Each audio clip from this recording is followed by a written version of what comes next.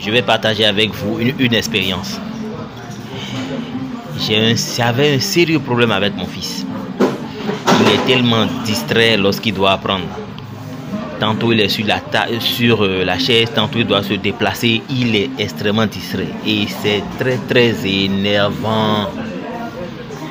Vous ne pouvez pas imaginer. Et ça vous le savez parce que beaucoup aussi le vivent. J'ai fini par chercher une solution à cela.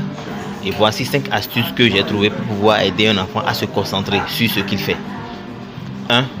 Déjà, il faudrait que vous lui appreniez à regarder un objet, un contour, une couleur.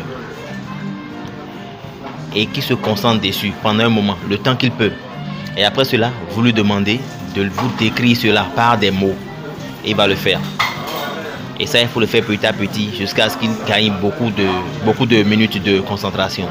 Deuxièmement, il faudrait que vous pratiquiez avec le petit ou avec la fille, avec votre enfant. Il faut pratiquer avec lui l'objet sur lequel il doit se concentrer.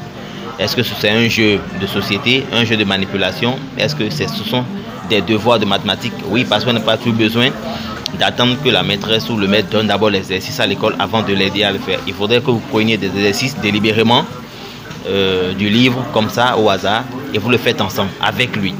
Parce que si vous n'êtes pas concentré avec lui pour un début, il n'a pas encore gagné en autonomie. Donc il faut que vous le fassiez avec lui pour qu'il puisse gagner en autonomie après.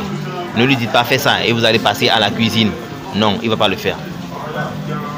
Troisièmement, il faudrait que dès le bas âge de l'enfant, vous pratiquiez avec lui ces jeux de concentration. Dès le bas âge. Et il va gagner quelques secondes de concentration, il va être distrait. Après, quelques minutes et quelques heures, pourquoi pas, n'est-ce pas? Ça, c'est très bien. Et aussi, en quatrième lieu, quatrième astuce, il faut qu'il pratique des exercices corporels, le sport, le basket, la natation, surtout la marche attentive ou bien la méditation. Oui, dès le bas âge, il peut le faire. Vous allez voir, il devra se concentrer sur tout son corps. Et c'est aussi une façon, parce que lorsque tu fais un exercice sportif, tu as mal. Il faudrait qu'il se concentre.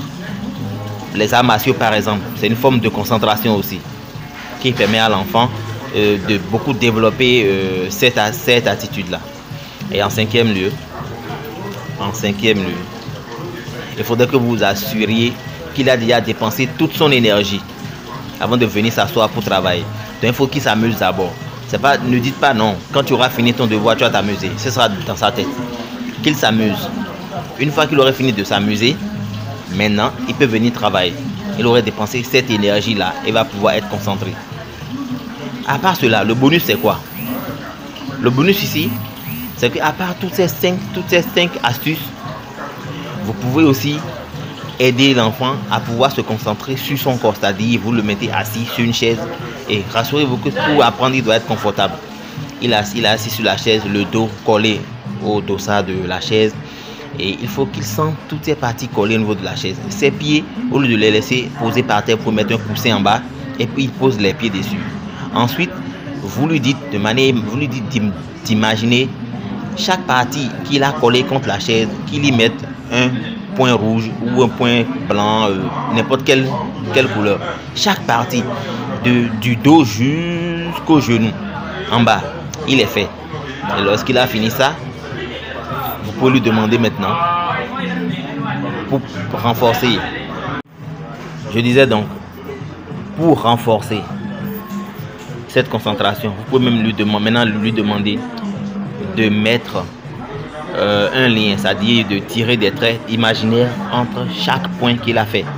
Donc, il a fait un point au niveau du milieu de la tête, il a fait un point au niveau de son omoplate imaginairement, il a fait un point au niveau de ses 2 fesses, chaque fesse, un point au milieu de chaque cuisse, tout ce qui est collé à la chaise et qu'on sort jusqu'à ce qu'il soit descendu. Maintenant, vous allez lui dire de relier chaque partie jusqu'à ce que ça descende. Voilà un peu. Et ça, il faut le faire avec lui. Vous le lui dites. Pour une première fois, vous le lui dites. Est-ce que tu sens ça? Est-ce que tu fais un point ici? Il le fait dans sa tête. Fais un point là. Il le fait dans sa tête. Fais un point au niveau de ton, en bas de ta cuisse droite, en bas de ta cuisse gauche, ainsi de suite. Et cet exercice, il va le faire lui-même seul lorsqu'il sera à l'école pour pouvoir mieux se concentrer. Alors voilà ce que moi j'ai mis en place et ça marche très bien avec mon enfant. Oui, vraiment, sinon au départ c'était très énervant et je sais que vous le vivez aussi. Du coup, je me suis dit que si je le vis, beaucoup d'autres personnes aussi ont ce problème-là. J'oubliais aussi. Par rapport à la première astuce, j'oubliais de compléter aussi le bruit. Vous pouvez aussi lui dire de se concentrer sur un bruit. C'est-à-dire se concentrer sur un objet, sur un contour, sur quelque chose ou sur un bruit aussi qu'il va vous décrire. Et aussi, est-ce que vous avez remarqué que les enfants sont très concentrés lorsqu'ils suivent la télévision? Lorsqu'ils sont devant la télé, les dessins animés et consoles, ils sont très concentrés. Vous savez pourquoi? Parce que c'est un dispositif qui a un complet, tout en un, les images, le bruit, l'humour, les scènes. Donc, les enfants se sentent assistés par tout cela. Voilà un peu ce qui manque lorsque l'enfant veut faire son devoir. Il est juste là, devant son cahier ou bien devant son livre, tout seul. Il n'a que des écritures devant lui.